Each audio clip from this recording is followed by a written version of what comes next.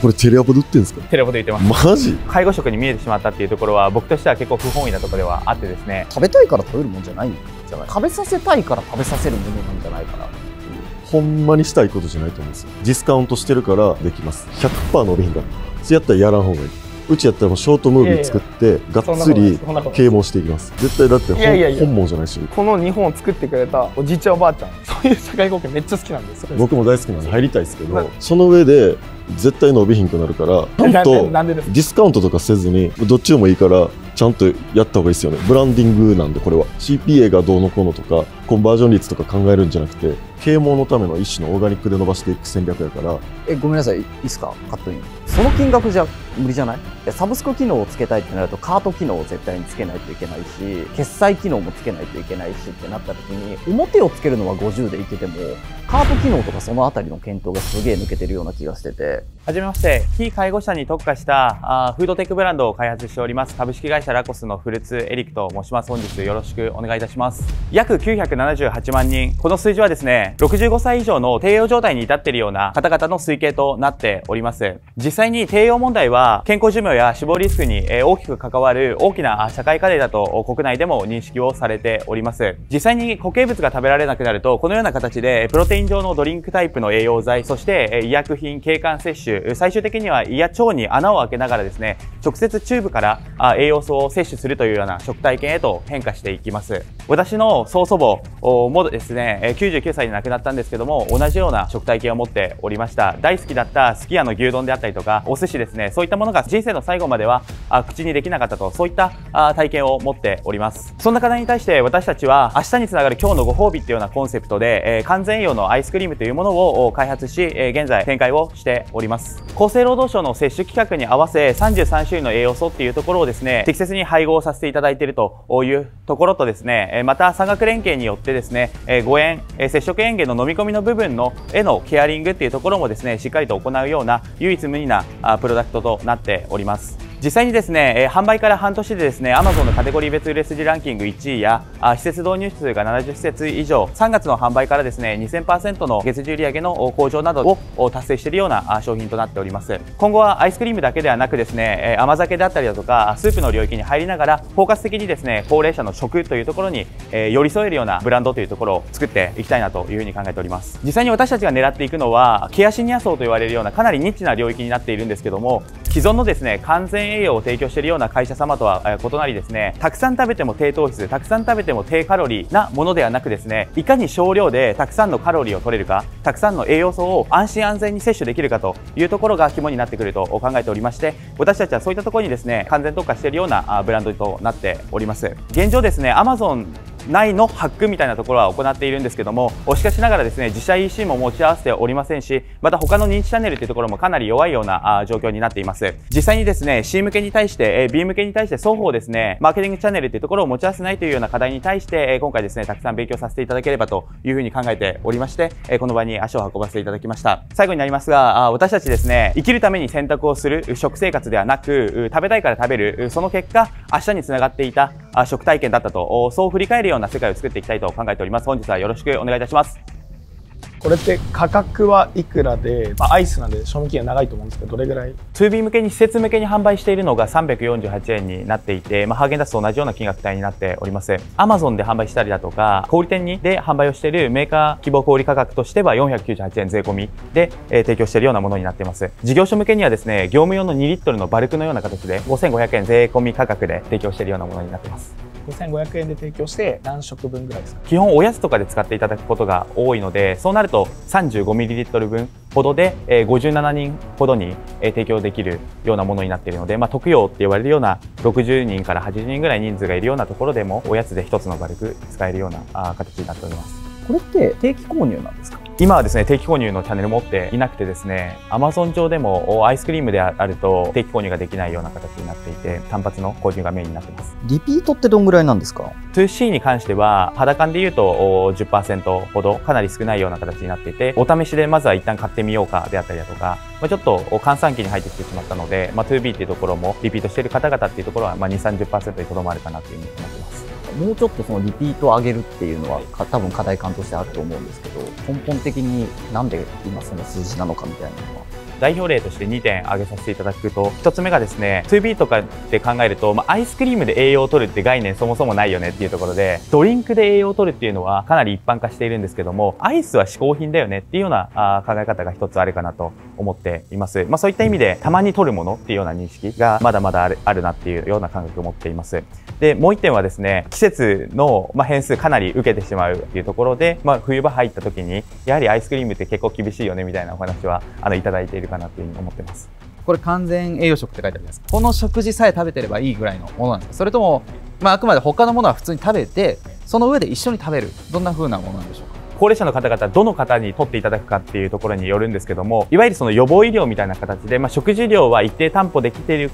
けども、少し食事量減ってしまったな、総カロリー足りてないなっていう方々には、おやつであったりとか、補食って形で取っていただくこと多いかなと思ってます。本当に食事が取れない方々、先ほどのような医薬品のドリンクタイプを飲み続けて、最後まで生き延びる方であったりとか、点滴、胃ろう腸ろうっていうような食体験を持っている方は、私たちのアイスを1日2、3個食べて、いて、足元のカロリーを確保した上で点滴を取るであったりとか、他の食事取るみたいなことをやっていらっしゃる方もいらっしゃいます。他のもの、食べたいものは食べても大丈夫？はい、大丈夫です。はい。基本的に施設だと、管理栄養士の方々にスコアリング確認していただきながらですね、提供いただいているものかなというふうに思っております。古巣さんがなんでこの完全栄養食に至ったのかとか、ちょっとそのあたり結構気になっていて、で将来的に何を目標とされているのかは知りたいんですけど。完全栄養でアイスクリームみたいなところを最初の商品として持ってこさせていただいたのは、2年前にですね、見取り期のタイミングでガリガリ君を欲していた方のかなりバズっていた記事があってですね、なんでガリガリ君を最後亡くなる間際に食べるんだろうっていうことにすごく興味を持って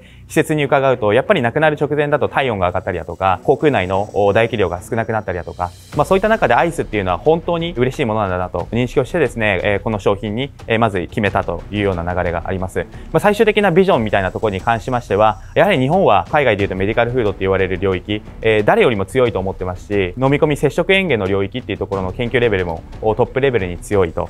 いうような中で、日本が今直面しているこの課題を解決しながら、最終的にはグローバルの課題っていうところもですね、日本発で解決していけるような企業体を目指していきたいっていうふうに考えております。マーケティングのメインターゲットが非介護者なのか、それとも健康食とかを買いたい一般の人なのか、どっちをメインにするかによって、これからどうマーケティングしていくかとか、打ち出し方全く違うと思うんですけど、メインはどっちにしたいとか考えありますか？僕たち非介護者の方々にお財布はあっても意思決定はできないというふうに考えているので、その手前である息子娘世代であったりだとか、ご家族の周り、いわゆるキーパーソンと呼ばれるような方々に対してですね、認知を獲得していきたいなというふうに考えています。これは高齢者しか食べられないんですか？その他の方はどうなんですかね？お味とかもちょっと気になるなと思うんですけど。本来ですね、僕は今日の午前中にですね、大和さんにお願いしてたんですけども、届かずでして、大変申し訳ないなというふうに思っています。高齢者ってレディーボーデンとかハーゲンダッツとかスーパーカップとか好きじゃないですか。味ってハーゲンダッツとどっちが美味しいのかっていうのありますよね。価格帯も似てるんであれば。正直ハーゲンダッツの方が若干美味しいっていう意味で言うと、もっと頑張りたいなっていうところではあるのは正直なところかなと思ってます。しかしながら施設の中でレクリエーションをさせていただいた際に、どっちがどっちのアイスだって言わずにですね、一般の市販のアイスと僕たちのアイス差し込んで、どっちがどっちかっていう手を挙げていただいたんですけども、ほぼ半分半分。高齢者の方々、味覚の作用も僕たちとは若干異なる部分もありますので、かなり僕の中では自信を持ちながら提供させていただいてます。味って何種類あります？ハーゲンダッツとかだと500とか600種類あると思うんですよね。でも定期的に今後おじいちゃんおばあちゃんが食べるってなったらバリエーションがあった方が面白いというか。市場に出させていただいているものは5種類ありまして、バニラ、イチゴ、チョコレート、抹茶、きな粉ですね。味の濃さとかってどんな感じなんですか？薄味のイメージが勝手にあって、高齢者向けってなると。濃いと思います。ただタンパク質添加する際に大豆を用いさせていただいているので、ヘルシーめというか、食べてて、罪悪感がないような感覚になるみたいな方も一定数いらっしゃるかなというふうに思ってます。病院のご飯ってあるじゃないですか。おじいちゃんおばあちゃんが食べるときにアイスとかもつけるオプションを病院側に提案したりとかっていうのをしてるんですか？例えばご家族の方がじゃあペイペイでじゃあ3000円とか5000円とか送ったらアイスがストックされてオプションで時々つけて食べれるみたいな。基本的には 2B でお付き合いするときは業務用で施設が購入をするって形になっているんですけども、カップは施設が完全に買い切ることが難しいお財布事情があってのことなんですけども、そういった意味ではいわゆるオプションみたいな形でまず立て替えていただいて、翌月個々人から施設に利用料としてアドした形で計上していただくような形を現状病院に卸して、病院が規模価格で売ってる。ですね、非営利法人が多くてですね、なかなかそのマージン取って売るみたいなことはできていないんですけど、そういった意味でインセンティ部が見えにくいので、仲介するメリットってどんなところにあったんだっけみたいなところにもつながってくるんですけども、なので営利系の施設の中では少しこうマージンを入れながら積極的に提供したいよっていうようなお声掛けもいただいてます。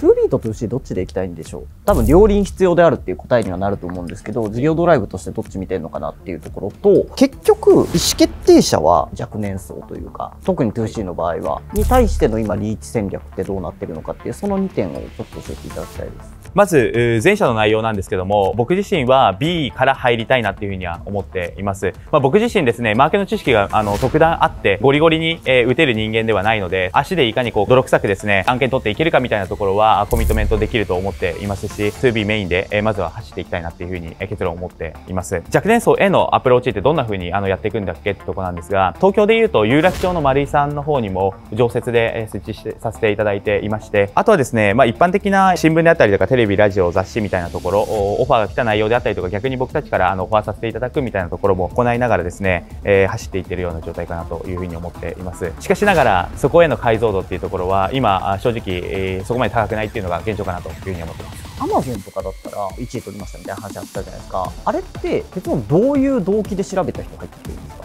介護職のマーケットってアマゾン内だと本当に数十億ぐらいあって、そういったところを購入している方々が僕たちが打った広告の中で流入していくっていうケースが多いかなというふうに思っているので、既存の先ほどのそのドリンクタイプの栄養剤を買おうとした時に一旦リプレイスして僕たちの商品買ってるっていうような状況が多いかなと思ってます。要するに後発なわけじゃないですか。のリプレイスをなんでみんなしたのかなっていうところが気になっているんですけど、そこってどうなんですか？これもいくつか理由があると思うんですけども、結論このデザインとかで買ってるわけではないなって正直思っていて、それ以上にですね、まず栄養素っていう部分が今マーケットにある中で1番か2番目ぐらいに優秀であるっていう、 1g あたりの33種類の栄養素のパフォーマンスっていうところがすごく高いっていうところが挙げられるかなというふうに思っています。でもう一つはアイスってなんだかんだカロリーは取ろうとしてたけども、今までの介護食を代替してこっちにしようっていうふうには考えてなかったよねみたいな発想からですね、こんなものはあったんだって購入していただくことは多いかなというふうに思ってます。 1g あたりの栄養素のバランスが一番高いっていうのはなんかすごく僕響いたんですけど、そこをもっと訴求された方が 2C だとなんか響くんじゃないかなっていうのは。アマゾンの口コミの方をちょっと見させていただいたんですけど、その中で3歳のお孫さんと一緒に食べてすごい美味しかったみたいな、そういう口コミがあって、孫との食体験みたいなのすごい素敵だなとか思っていて、お子さんとかが食べても大丈夫だよとか、そのお子さんの栄養素も賄えるよとか、そういう訴求とかは別にするつもりは今のところないんですか？様々な層刺さっていることは事実なんですが、僕自身の仮説の中ではいわゆるその高齢者の特にケアシニアっていうニッチな領域、人生の最後までを寄り添える食品ブランドっていうことを押し出しているブランドってほとんどないなって思っていて、そこに対して僕たち訴求をしていきたいと考えています。僕はどっちかというと高塚さんと久米さんとは逆寄りの観点を持っていて、むしろ 2C を売っていくならなんかパッケージとかその栄養とか押し出すよりも、そもそも食べたくなるような、想起させるような、例えばイチゴの写真が載ってたりだったりとかっていう方が売れやすいんじゃないのかなと思っていて、こういうのを見るとなんか介護食なんだろうな、美味しさとか期待できないんだろうなってパッと見だと思っちゃうと思うんですね。なんでこういうパッケージにされたかとか意図とかってあったりしますか？逆にですね、大堀さんがこう介護食に見えてしまったっていうところは僕としては結構不本意なところではあってですね、本来であればそうではなくて、よりこのインクルーシブさっていうところを押し出すような形で、介護食なんであなたはこれ食べなきゃいけないんだよではなく、こういった選択肢もあるよっていうような形で寄り添えるブランドにしたいなっていうところが僕自身の本望ではあるので、そういった意味では再度こうパッケージを見直すだったりとかってことはしっかりとやっていきたいなというふうに考えています。まずそうとかは全然思わないんですよ。ただハーゲンダッツとかと比べると本当になんか薄い感じのイメージを持たれてしまうんじゃないのかなとは思っちゃいました。確かに美味しそうには見えないこれってさ、食べたいから食べるもんじゃないんじゃない？高齢者の人に意思決定要因は僕ないと思ってて、食べさせたいから食べさせるものなんじゃないかなっっていう。僕たちその発注がクリエイティブ間に合わなくて、中身はあるけど貼り付けるものなくなっちゃったっていうタイミングで発注が来て、ただもう高齢者の方々って今なければ食べられるかわからないっていう状態なので、これでもいいですかって言った時に全く問題ないって言ってずっと真っ白なパッケージを送ってたことも 2B に対してだけですけども行っていたので、そういった意味では 2C と 2B ってやっぱり全く違うんだなって感覚は前提持ったかなというふうに思ってます。75施設っていうところは介護系の業者さんが多いんですか、それとも病院とか医療関係？圧倒的に今介護施設になっていまして、それも介護施設の中って25種類ぐらい形態が違うんですけども、その中でもいくつかピックアップして検証を繰り返しながら行っているというような段階になっています。最初はちょっと無料で提供してやってみてくださいみたいな感じから始めてるってことですかね。実際サンプル先に送らせていただいて、職員の方々にまずはファンになっていただきながらですね、最終的に意思決定していただくようにしております。介護食の代わりに食べさせるものなのか、それとも美味しいから食べておやつ感覚で食べてそれが介護食だよねっていうどっちのアプローチなのかなっていうのをもう一回確認したいです。エンドユーザーの方々が意思決定をしないというところを鑑みると、やはり食べていただくものでそこの食体系を上げていくっていうような上本さんの考え方の方が近いかなというふうには少し思っています。1個売るあたりで大体どれくらい利益が出る商材なんですか、これって？今作ってる数が数千個ほどなんですけども、そうなった時には大体半分ぐらいが粗利になるぐらいなので、結構逼迫しているというか、31だと 30%、ハーゲンダッツだと 10% って言われているので、原価ですね。これはなんで逼迫してしまってるんでしょう？栄養素を添加する際に、僕たちってミックス粉っていう自社規格の粉をであったりだとか、栄養素っていうところを開発をしていて、これが僕たちの、ある種の知財ではあるんですけども、これを様々な商品に転向することによってパフォーマンスを上げていくっていうような手法を使っていて、その粉っていうところがやはり通常のアイスを作るプラスアルファでかかってきてしまうようなコストになっています。味とその栄養バランスの両立ってこの可能なんですかね？現状アイスクリームなんですけども、僕全体でだいたい100回ぐらい試食したんですけども、1回目ぐらいは本当に、ちょっと出しちゃったんですけども、全然食べれるもんじゃなくて、これ厳しいかなっていうふうに思ってたんですけども、やっぱりやっていく中で、少しやはり栄養素を妥協しなければいけない部分っていうのも一定数あるので、そこのチューニングっていうところを考え続けているかなっていうふうに考えています。僕自分だったらって話ですけど、施設に入ったりとか病院で出されたら食べるんですよ。食べなさいって言われたら。でも自分が選択できますって言われたら、僕は美味しいもの食べたいから多分買わないみたいになってしまうのが今だとは思うんで、やっぱりそういったところで広げた方が現状は早いんじゃないかなとは思っている感じですかね。 2B は今こういうリソースがあってこれが達成できるけどこれはできない。で 2C はこれをやりたいけどこれができていないみたいなところを詳細に教えていただきたいです。2B から申し上げますと、まず現場営業できるのが僕ともう一人のマネージャーしかいないっていうような形になっていまして、基本的にインサイドセールスから入っていってるような形になっているんですけども、テレアポからのコンバージョンしたような施設に対して僕たちがオンラインで商談をさせていただき、サンプル送付をして最終的にこれテレアポで売ってるんですか？テレアポで売ってます。マジ？